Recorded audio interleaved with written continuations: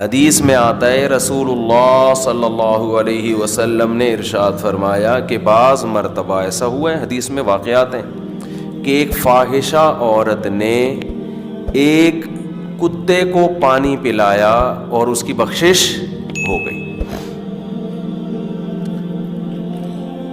ممکن ہے کوئی فاحشہ عورت کہے کہ میں تو 20 کتوں کو پانی پلا چکی ہوں اور ایک دفعہ میں نے اپنے ابا کو بھی پلایا تھا، وہ تو کتے سے بہرحال بہتر ہے۔ تو جب ساری زندگی فحاشی کرنے والی عورت کو ایک کتے پر احسان کر کے جنت مل سکتی ہے، تو جو عورت اس سے کم درجے کی فاحشہ ہو، 5-6 دفعہ اس نے بدکاری کی ہو اور اس نے 20 کتوں کو پانی پلا دیا، بلکہ کتے پالے ہوئے ہیں پانی پلانے کے لیے، بلکہ سبیل کھول کے دے دی اس نے، اس کی تو بخشش یقینی ہے ہی۔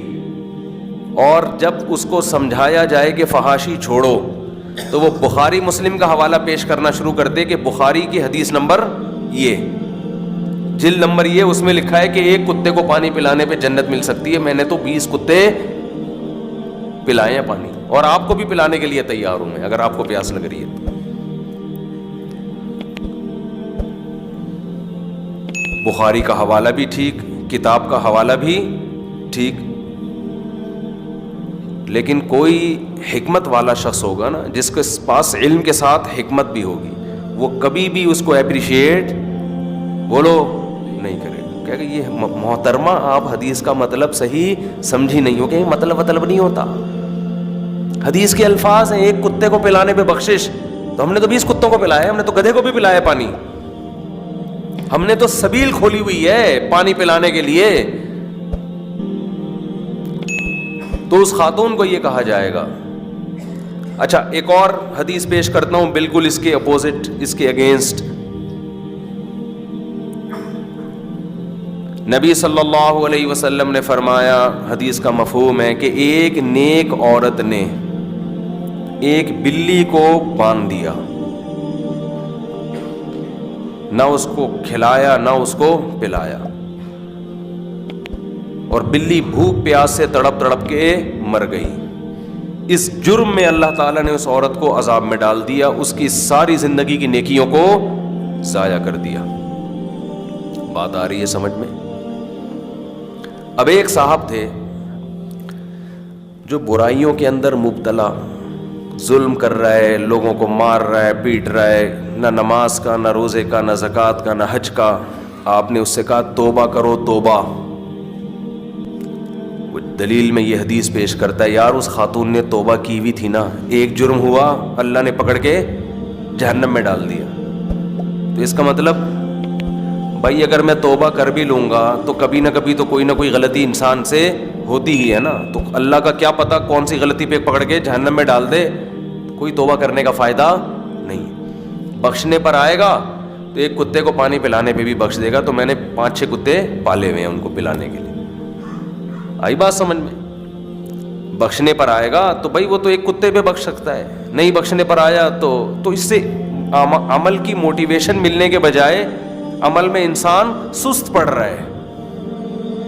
اور بہت سے لوگ ہم نے دیکھے اس طرح کی بات کر رہے ہوتے ہیں، ابے تو چھوڑ دے یہ برائیاں، ابے کہے گا بھائی بخشش تو اللہ کے ہاتھ میں ہے، بخشنے پر آ گیا تو ایک کتے کو پانی پلانے پہ بخش دے گا، اور اگر عذاب دینے پہ آ گیا تو ایک غلطی کو پکڑ کے عذاب میں ڈال دے گا۔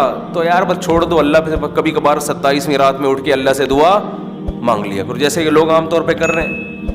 بھائی اس ختم قرآن کے موقع پہ اگلے پچھلے سب معاف کروا کے رو دھو کے فلم دیکھنے چلے جاؤ فوراً، ایسا کر رہے ہوتے ہیں نا۔ اعتکاف میں لڑکے 27ویں رات کو جب ختم قرآن ہوتا ہے، بتی بجھا کے پورا رونے کا پروگرام چلتا ہے، رو دھو کے ہا ہو ہی جو ہوتا ہے مسجدوں میں۔ میں کسی کا خدا نخواستہ مذاق نہیں اڑا رہا، اس میں بہت سے مخلص بھی ہوتے ہیں رونے والے، لیکن بہت سے ڈرامے بھی ہوتے ہیں۔ مخلص اور ڈرامے کا پتہ ایسے چلے گا کہ مخلص وہ ہے جو توبہ کر رہا ہے، آئندہ نہیں کروں گا گناہ، ڈرامے باز وہ ہے جو رو دھو کے آنسو پوچھ کے پھر اپنی سیٹنگ کو فون میں لا رہا ہے، پھر پروگرام کہہ رہے کہ بھائی چاند نظر آ جائے گا تو پھر میرا بھی ارادہ ہے ادھر کوئی قائد اعظم کا مزار بہترین جگہ ہے آ جانا۔ یہ ہو رہا ہے۔ اب ان سے کہا جائے بھائی تو 10 دن اعتکاف تو نے کر لیا، تو کہتے ہیں رمضان کا آخری عشرہ جہنم سے آگ سے خلاصی کا ذریعہ ہے، تو ہم تو بخشے گئے بس. اور اعتکاف کیا اس لیے کہ یہ ساری پچھلے سال کی سیٹنگیں ساری کیا ہو جائیں، معاف ہو جائیں. پچھلے سال جو بدماشیاں کی ہیں، فلمیں دیکھی، ڈرامے دیکھے، سب معاف ہو جائیں، تو اب اگلے سال سے نئے سرے سے. حدیث ان کے پاس بھی ہے، قرآن ان کے پاس بھی ہے، واقعات ان کے پاس بھی ہیں، لیکن وہ فہم جو قرآن و سنت کو، حدیث کے مفہوم کو سمجھنے کے لیے تھی، ان کی کھوپڑیاں اس فہم سے خالی ہے. ایک اصولی بات جو پہلے سے طے شدہ ہے، اسلام دنیا میں برائی کو پروموٹ کرنے کے لیے آیا ہے یا ختم کرنے کے لیے آیا ہے؟ ختم کرنے کے لیے آیا ہے نا. تو نبی صلی اللہ علیہ وسلم ایسی بات کے کیوں کہہ سکتے ہیں کہ جس سے سامنے والے میں برائی کا حوصلہ پیدا ہو؟ تبھی نبی صلی اللہ علیہ وسلم نے فرمایا بلغوا عنی ولو آیا رب حامل فقہ غیر فقیہ، جو مجھ سے سنو آگے پہنچا دو. بعض دفعہ جس کو پہنچاؤ گے وہ میری بات کا مطلب تم سے زیادہ جانتا ہوگا، تم نہیں سمجھ رہے ہوگے، جس کو بتاؤ گے وہ تمہیں بتائے گا اس کا یہ مطلب ہے. تو اللہ نے ذہنی صلاحیت لوگوں میں مختلف رکھی ہے. تو آپ صحیح علماء سے اس حدیث کا مطلب پوچھیں تو وہ یہ بتائیں گے کہ اس میں در حقیقت وہ گناہگار جو نیکی کی طرف آنا ہی نہیں چاہتا کہ یار میری تو زندگی گناہوں میں ختم ہو گئی، اب میں کیا نیکی کر کے مجھے کیا ملے گا، تو اس کو موٹیویٹ کیا جا رہا ہے کہ نیکی کا کوئی موقع جانے نہ دو، شاید یہ نیکی نجات کا ذریعہ بن جائے. تو چھوڑو نہیں کوئی نیکی. اگر زندگی برائیوں میں گزر رہی ہے تو مایوس نہ ہو، آؤ اس طرف، کیا پتہ یہ نیکی بخشش کا ذریعہ بن جائے.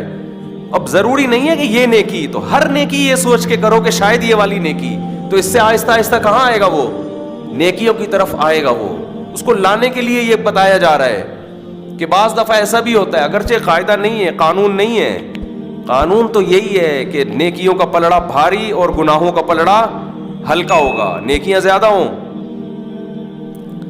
لیکن اب یہ سوچ کے زندگی میں کبھی کوئی نیکی نہ کرے کہ یار ہماری تو زندگی بدماشیوں میں گزری، ہم نے کسی کتے کو پلا دیا تو کیا ہو گیا. بھائی کوئی نیکی نہ چھوڑو. ونس اپون اے ٹائم ایک کتے کو پانی پلانے پہ بھی بخشش ہوئی تھی، تو شاید تمہاری بھی ہو جائے. تو تم جانور پر ہی احسان کر لو، انسانوں پہ نہیں کیا جا رہا. اور دوسری طرف وہ نیک آدمی جو اس خوش فہمی میں مبتلا ہے کہ اب مجھے مزید نیکی کی یا گناہ سے بچنے کی ضرورت نہیں ہے، کیونکہ میرے اعمال میں اتنی نیکیاں جمع ہو گئی ہیں کہ میں نے مزید ایک آدھ نیکی کر کے، جیسے کوئی کروڑوں روپے کما رہا ہو، اسے کوئی ہدیہ 5,000 کا دے تو وہ لے کے واپس کر دے، یار میری کروڑوں کی آمدن ہے، 5,000 تو غائب ہو جائیں گے، جا کے کیا کرنا ہے، لے غریبوں کو کھلا دے. تو نیک آدمی بھی یہ سوچ کے نیکی کمانے سے باز آ سکتا ہے کہ میرے پاس اتنی نیکیاں، تو میں نے اگر ایک آدھ نیکی چھوڑ دی تو کیا ہو گیا یار، اس دن کتے کو میں نے نہیں پانی پلایا تو کیا ہو گیا، میں نے تو اتنے لوگوں کے پیٹ بھرے ہیں اور اتنے کو غریبوں کو کھانا کھلایا ہے. تو ایک دن مجھے پیاسا کتا ملا، جو حدیث میں آتا ہے نا، جس شخص نے پانی پلایا تھا کتے کو، وہ کیچڑ چاٹ رہا تھا کتا پیاس کی شدت سے. تو میں نے اگر اس پیاسے کو پانی نہیں پلایا تو کیا ہو جائے گا، تو اس کو کہا جا رہا ہے کہ پلا دے. بعض دفعہ باقی نیکیاں اتنی وزنی نہیں ہوتی، یہ شاید تیری نیکی نجات کا ذریعہ بن جائے. تو ہمیں نہیں پتا ہماری کون سی نیکی نجات کا ذریعہ بنے گی، لہذا ہر قسم کی نیکی کرو، کسی نیکی کو ہلکا مت سمجھو. ساری نیکیاں اپنے اعمال میں، ماں باپ کے ساتھ حسن سلوک بھی کرو، شاید یہ بخشش کا ذریعہ بن جائے. حج بھی کرو، شاید حج بخشش کا ذریعہ بن جائے. 5 وقت نماز بھی پڑھو، شاید نماز بخشش کا ذریعہ بن جائے. غریبوں کو کھانا بھی کھلاؤ، شاید یہ کھانا بخشش کا ذریعہ بن جائے. تہجد میں بھی ناغہ نہ کرو، شاید تہجد اللہ کو پسند آ جائے. تو ایک تو اس کو نیکی پر اور ترغیب دینا کہ اور آؤ نیکی کی طرف، دوسرا اس کو گناہ سے روکنا. نیکی کرنے والا اس زعم میں مبتلا ہو جاتا ہے کہ اگر میں نے 2-4 گناہ کر لیے تو کون سی قیامت آ جائے گی، میں نے اگر بلی کو باندھ دیا رسی سے اور مر گئی تو کیا ہوا، میں نے کتنوں کو موت سے بچایا بھی تو ہے، کتنے لوگوں کو سمندر میں ڈوبتے ہوئے کو بچایا میں نے، کتنے آگ میں جل رہے تھے میں نے بچایا. تو اگر ایک جانور میں نے مار دیا بلا وجہ تو کیا جا رہا ہے اس میں، اس کو بتایا جا رہا ہے بھائی بعض دفعہ ایک ظلم آخرت میں نیکیوں کی بربادی کا ذریعہ بن جاتا ہے. ایک گناہ بھی نہیں کرنا یہ سوچ کے کہ میں بہت نیک ہوں. میں سمجھا پا رہا ہوں اپنی بات؟ تو اس میں در حقیقت جو میسج دیا جا رہا ہے اس حدیث میں، وہ میسج یہ دیا جا رہا ہے کہ نیک آدمی اور نیکیاں کرے اور گناہ کو ہلکا نہ سمجھے. برا آدمی مایوس نہ ہو، آئے جتنی نیکیاں ہو رہی ہیں وہ تو کرے، باقی گناہ بھی چھوڑنے کی کوشش کرے. تو جب ایک بلی کو مارنے پر اللہ جہنم کی آگ میں ڈال سکتے ہیں تو گناہگار کو ڈرایا جا رہا ہے کہ تو برائیوں کے انبار لے کے آ رہا ہے، تو کس خوش فہمی میں ہے کہ میری بخشش ہو جائے گی؟ تیری پالیسیوں سے، تیری حرکتوں سے تو بہت سے انسان مرے ہیں.